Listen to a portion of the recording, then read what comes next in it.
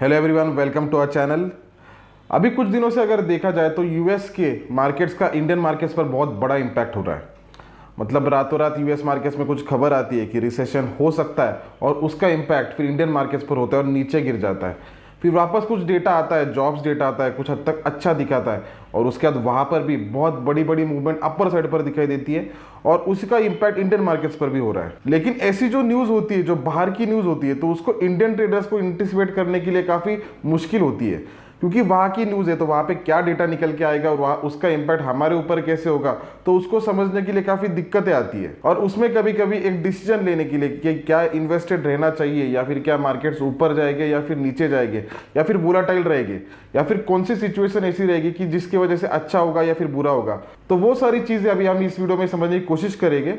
अभी मेजर जो है, मेजर इसका रिजल्ट कब लगने वाला है कि जब सबसे बड़ा इम्पैक्ट कब रहने वाला है, तो वो 17 और 18 को रहने वाला है। 17 और 18 को इंटरेस्ट रेट्स का डिसीजन आने वाला है कि क्या इंटरेस्ट रेट्स कट होंगे या फिर बढ़ेंगे। अभी जिन लोगों को इसके बारे में पता नहीं होगा, तो काफ़ी दिनों से ये चीज़ चल रही है कि इंटरेस्ट रेट जो थे वो कुछ हद तक पहले बढ़ रहे थे और उसके कारण मार्केट्स में काफ़ी बड़ी गिरावट दिखाई दे रही थी।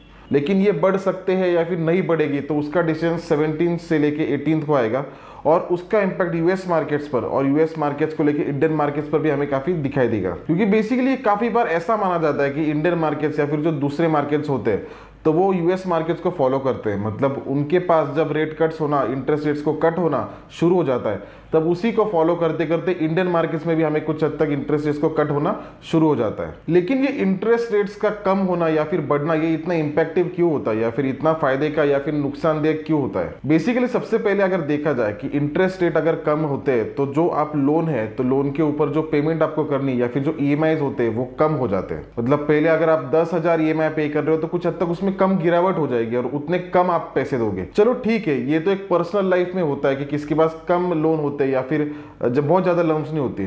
लेकिन जो कंपनीज होते हैं तो कंपनी के पास ऊपर हजारों करोड़ के लोन होते हैं, जो कि वो कोई भी वेंचर अगर करना है या फिर डेवलपमेंट अगर करनी है, कुछ नया कुछ इस्टेब्लिशमेंट करना है, एक्सपांशन करना है, तो वो बैंक से लोन लेती है। और उसके ऊपर अगर इंटरेस्ट रेट्स अगर कम होते हैं तो उनको काफ़ी 100 करोड़ों में या फिर 200 करोड़ या फिर जितने बड़े लोन्स है उतने बड़े इसमें उनको फ़ायदा होता है और वो उसी पैसे को कहीं और लगा सकती है। मतलब कहीं और लगा सकती है और जिसमें उनकी बैलेंस शीट स्ट्रांग हो जाती है, क्योंकि उतने पैसे उनके बच रहे हैं। जो उनको पहले लोन देना पड़ रहा था तो वो कुछ हद तक अगर देखा जाए तो वो कम अमाउंट हो रही है, तो वो कहीं पे और अगर वो कंपनी को बड़ा करने में, कुछ एक्सपांशन या एसेट्स में या इन्वेस्टमेंट में वो लगा सकते हैं और जहाँ से वो कंपनी को फ़ायदा होगा। और कंपनी को अगर फ़ायदा होगा तो उसके बैलेंस शीट में दिखेगा और अगर बैलेंस शीट में दिखेगा तो लोग उसमें इन्वेस्ट करेंगे और लोग इन्वेस्ट करेंगे तो ऑफकोर्स स्टॉक मार्केट ऊपर जाएगा। तो और एक दूसरा रीज़न क्या होता है? दूसरा रीज़न ये होता है कि इंटरेस्ट रेट्स अगर डाउनवर्ड साइड पर होते हैं तो लोगों के पास पैसा आता है, लोग लोन लेते हैं, लोग लोन लेने के बाद कुछ बिजनेस डालते हैं, फिर कुछ चीज़ें करते हैं या फिर कुछ इन्वेस्टमेंट करते हैं, तो बेसिकली म्यूचुअल फंड में पैसा आता है और म्यूचुअल फंड में अगर पैसा आता है तो वो इनडायरेक्टली स्टॉक मार्केट में पैसा आता है। तो इसके लिए स्टॉक मार्केट में इंटरेस्ट रेट्स कट होना ये काफ़ी अच्छा माना जाता है। लेकिन और एक जो बात है स्टॉक मार्केट में एक ऐसी होती है कि मान लीजिए अभी जब कोविड का भी टाइम था तो कुछ हद तक स्टार्टिंग में गिरा, लेकिन बाद में जब केसेस बढ़ रहे थे तो क्या उतना गिरा? तो नहीं गिरा, वहाँ से उल्टा बाउंस बैक हो गया।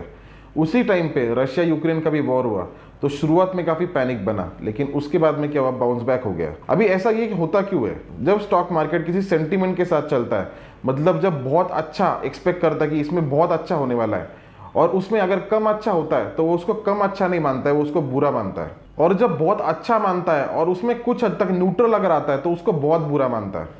और उसी तरीके से जब किसी बारे में एक्सपेक्ट करता है कि अगर बहुत बुरा हो सकता है, मतलब बहुत गंदे नंबर्स आ सकते हैं, और उसमें पहले से एक्सपेक्टेशन यही है कि बहुत गंदे नंबर्स आ सकते हैं या फिर बहुत खराब न्यूज़ आने वाली है, और उसमें अगर कम खराब न्यूज़ आती है तो उसको कम खराब नहीं, उसको अच्छा माना जाता है। ये साइकोलॉजी होती है स्टॉक मार्केट में जो हमेशा काम करती है। तो अभी इस सिनेरियो में इंटरेस्ट रेट्स के कट होने में और हाइक में कम अच्छा या बहुत अच्छा या फिर कम बुरा, ये कौन से सिचुएशंस है उसको भी समझने की कोशिश करेंगे। अभी सबसे पहले जो माना जा रहा है कि वो ये माना जा रहा है कि ये जो भी बुरी सिचुएशन थी उसके पीछे शायद इंटरेस्ट रेट्स को कट करने में देरी हो गई, ये एक रीजन माना जा रहा है। तो इसमें ये माना जा रहा है कि इंटरेस्ट रेट्स को शायद इस बार बहुत ज्यादा कट किया जाएगा, मतलब 40-50 ऐसे बेसिस पॉइंट से शायद कट किया जाएगा।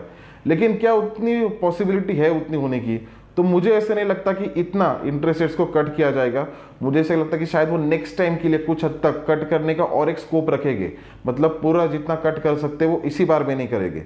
और उस सिचुएशन में अगर 0.25 बीपीएस अगर उतना अगर बेसिस पॉइंट से कट अगर होता है तो मुझे ऐसा लगता है उसको बहुत पॉजिटिवली नहीं लिया जाएगा, क्योंकि कुछ हद तक ऐसा दिख रहा है कि एक्सपेक्टेशन बहुत ज़्यादा हाई है। और उसी सेम सिचुएशन में अगर न्यूट्रल अगर रखा जाता है तो न्यूट्रल मुझे मेरे हिसाब से बहुत ज़्यादा बुरा तो नहीं माना जाएगा, लेकिन कुछ हद तक उससे नेगेटिव सेंटिमेंट्स ज़रूर आएंगे अगर न्यूट्रल भी अगर इस बार रखा जाता है। क्योंकि काफ़ी बार जो था कि न्यूट्रल रखा गया था, लेकिन वो जब न्यूट्रल रखा था तब उसमें एक्सपेक्टेड वही था कि न्यूट्रल ही रखा जाएगा और चांसेस मतलब रेट कट्स होने की चांसेस काफ़ी कम है। लेकिन इस बार कुछ ऐसा है कि रेट कट्स होने के चांसेस ज़्यादा है, तो उसमें अगर न्यूट्रल रहता है तो उसको बुरा माना जाएगा। रेट हाइक अगर होता है तो वो तो बहुत ज़्यादा एक्सट्रीमली बुरा माना जाएगा, लेकिन उसके चांसेस मुझे नहीं लगता है कि इंटरेस्ट रेट्स को हाइक किया जाएगा। क्योंकि अभी जो सिचुएशन दिख रही है तो जो इंटरेस्ट रेट्स को कम करते हुए जो लेट डिले हुआ या फिर जो लोगों को लग रहा है कि इंटरेस्ट रेट्स को कट होते होते देर लग गई है और उसके वजह से ही इकोनॉमी में कुछ हद तक नेगेटिव इफेक्ट्स आने शुरू हो गए यूएस मार्केट्स में। तो इन सारी चीज़ों को देखते हुए ऐसा नहीं लग रहा है कि रेट हाइक हो सकते। और ये जो दो अगर सिचुएशन होती है तो मुझे ऐसा लगता है कि मार्केट में इस तरीके के सेंटिमेंट्स हो गए। तो ये मेरा व्यू रहेगा आने वाले टाइम के लिए और यूएस फेड का जो डिसीजन रहेगा उसके लिए। और आई होप ये वीडियो आपके लिए बेनिफिशियल रहे। धन्यवाद।